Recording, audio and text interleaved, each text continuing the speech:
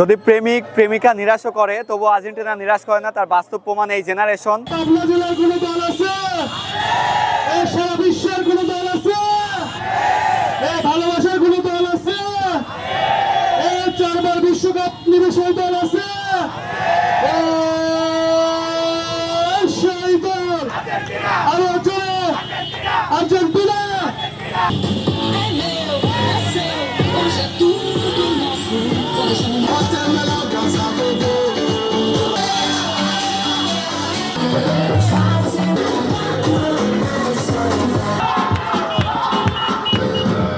Argentina কেমন football খেলে, কি তাদের প্রতিভা এবং তারা কতটুকু মাঠে পরিশ্রমী।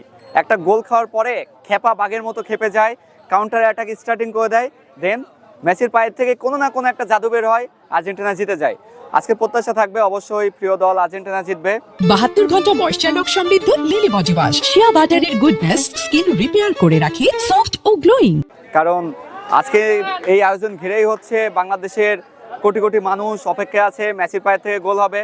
এবং বিশেষ করে আরেকটা বড় প্রত্যাশা, সেটা হচ্ছে এখন পর্যন্ত যারা আমি দেখতে পাচ্ছি ফ্রান্সের সাপোর্টার, ব্রাজিলের সাপোর্টার, তারা চাচ্ছে মেসির গোল্ডেন বুটটা আউট হয়ে যাক। আর আমাদের প্রত্যাশা থাকবে আর্জেন্টিনা তো আজকে জিতবেই, মেসির পায়ের থেকে অন্তত 2টা গোল আসবে, যার ফলে আর্জেন্টিনা জিতার পাশাপাশি মেসি গোল্ডেন বুট উইনার হবে। আমি 2002 সালে থেকে খেলা দেখতেছি বিশ্বকাপ।